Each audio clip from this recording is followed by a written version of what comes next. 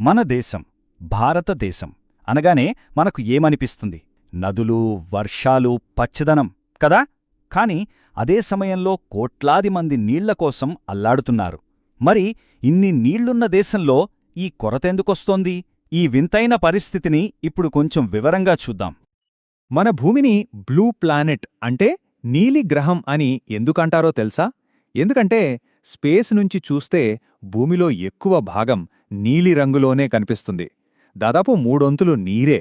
మరి ఇంత నీరు ఉండి కూడా మనం చుక్క నీటి కోసం ఎందుకిబ్బంది పడుతున్నాం? ఈ ప్రశ్నకు సమాధానం వెతుకుదాం రండి. ఓకే, ముందుగా ఈ సమస్య ఎంత పెద్దదో అర్థం చేసుకుందాం. ఒకవైపు చూస్తేనేమో అంతులేని నీరు, మరోవైపు చూస్తేనేమో తాగడానికి కూడా నీళ్లు లేని పరిస్థితి. చూశారా? మన భూమి మీద దాదాపు 75% నీళ్లే ఉన్నాయి. సముద్రాలు, నదులు, సరస్సులు అంతా నీటిమయమే. లెక్క ప్రకారం చూస్తే మనకసలు నీటి సమస్యే రాకూడదు. కానీ వాస్తవమేంటంటే 2025 నాటికి ప్రపంచంలో దాదాపు 200 కోట్ల మంది తీవ్రమైన నీటి ఎద్దడిని ఎదుర్కొంటారని అంచనా.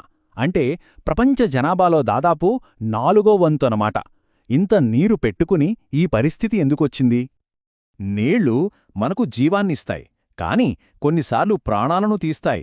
ఒకవైపు వ్యవసాయం పండించి మనకు అన్నం పెడతాయి, కాని అస్సాం లాంటి రాష్ట్రాల్లో చూస్తే అవే నీళ్లు వరదలుగా మారి ఎన్నో జీవితాలను నాశనం చేస్తాయి.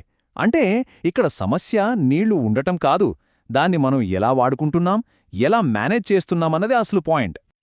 సరే, ఇప్పుడు అసలు కారణాల్లోకి వెళ్దాం. సమస్య కేవలం వర్షాలు పడకపోవడం కాదు, ఇది పూర్తిగా నిర్వహణకు, పెరిగిపోతున్న డిమాండుకు సంబంధించిన సంక్షోభం. సమస్య కేవలం వానం లేకపోవడమే అనుకుంటే పొరపాటే. మనం భూమి లోకలున్న నీళ్లను కూడా విపరీతంగా తోడేస్తున్నాం. జనాభా పెరుగుతోంది, నగరాలు విస్తరిస్తున్నాయి, ఫ్యాక్టరీలు ఎక్కువవుతున్నాయి. వీటన్నింటి వల్ల నీటి వాడకం ఆకాశాన్ని తాకుతోంది. వీటన్నింటికంటే ముఖ్యమైన విషయం ఏంటంటే ఉన్న కొద్దిపాటి నీటిని కూడా అందరికీ సమానంగా పంచలేకపోతున్నాం. ఇవన్నీ కలిసే ఈ నీటి సంక్షోభాన్ని సృష్టించాయి. ఒకవేళ నీళ్లున్నా అవి తాగడానికి పనికి రాకపోతే ఏం ప్రయోజనం చెప్పండి? ఫ్యాక్టరీల నుంచి వచ్చే రసాయనాలు, మన ఇళ్ల నుంచి వచ్చే మురుగు, పొలాల్లో వాడే పురుగుమందులు ఇవన్నీ కలిసి మన నదుల్ని విషంలా మార్చేస్తున్నాయి. ఒకప్పుడు పవిత్రంగా పూజించిన గంగా, యమున లాంటి నదులు కూడా ఇప్పుడు కాలువల్లా తయారయ్యాయి.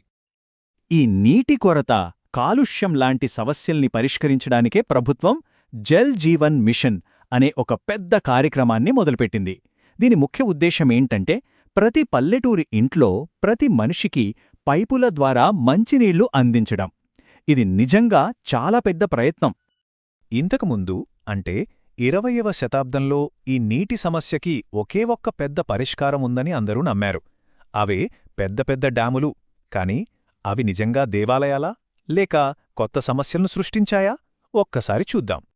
స్వాతంత్ర్యం వచ్చిన కొత్తలో మన మొదటి ప్రధాని జవహర్లాల్ నెహ్రూ గారు డ్యాములని ఏమన్నారో తెలుసా? ఆధునిక భారతదేశ దేవాలయాలు అని. భాఖ్రా నంగల్, హీరాకుడ్ లాంటి పెద్ద ప్రాజెక్టులు దేశాన్ని అభివృద్ధి పథంలో నడిపిస్తాయని అందరూ బలంగా నమ్మారు. ఒకవైపు చూస్తే డ్యాములు కట్టడం వల్ల పొలాలకి నీళ్లు, పరిశ్రమలకి కరెంటు ఇలా ఎన్నో హామీలిచ్చారు. కాని మరోవైపేం జరిగింది? వాటికోసం ఎన్నో అడవుల్ని ముంచేశారు. లక్షలాది మంది వాళ్ల ఇల్లు, ఊళ్ళు వదిలి వెళ్లాల్సొచ్చింది.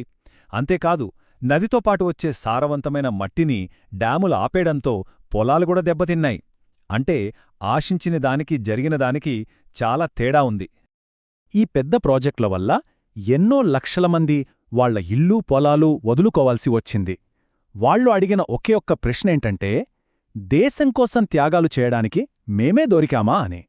వాళ్ల త్యాగాల పునాదుల మీదే ఈ అభివృద్ధి జరిగింది. కాని ఆ అభివృద్ధి ఫలాలు వాళ్లకందయా? ఈ అన్యాయాన్ని ప్రశ్నిస్తూనే నర్మదా బచావో ఆందోళన్ లాంటి ఎన్నో ఉద్యమాలు పుట్టుకొచ్చాయి. వాళ్ల ప్రశ్న చాలా సింపుల్. కొంతమంది బాగుపడటం కోసం ఇంతమంది జీవితాలను నాశనం చేయడం కరెక్టేనా అని ప్రభుత్వాన్ని నిలదీశారు. సరే, డ్యాములు కట్టారు. కాని ఆ నీళ్లను పంచుకోవడంలో కొత్త తలనొప్పులు మొదలయ్యాయి. కృష్ణాగోదావరి నీళ్లకోసం రాష్ట్రాల మధ్య గొడవలు, సబర్మతి నీటికోసం రైతులు, నగరాల మధ్య పోరాటాలు. అంటే నీళ్లు కలపాల్సింది పోయి విడదీయడానికి కారణమయ్యాయి. సరే, ఈ పెద్ద పెద్ద ప్రాజెక్టులు ఇన్ని సమస్యలు తెచ్చిపెట్టాయి కదా, మరి దీనికి ప్రత్యామ్నాయం లేదా? ఉంది. అదే మన పూర్వీకులు మనకు నేర్పిన సాంప్రదాయ పద్ధతి, వర్షపు నీటిని ఒడిసిపట్టడం. నిజం చెప్పాలంటే మన పూర్వీకులు ఈ విషయంలో చాలా తెలివైనవాళ్లు. హిమాలయాల్లో గూల్స్ అని, రాజస్థాన్లో టంకాలు అని, ఇలా ఒక్కో ప్రాంతంలో అక్కడి అవసరాలకు తగ్గట్టుగా అద్భుతమైన నీటి సంరక్షణ పద్ధతుల్ని కనిపెట్టారు. ఇప్పటి ఇంజనీరింగ్ కంటే వాళ్ల జ్ఞానమే గొప్పదనిపిస్తుంది.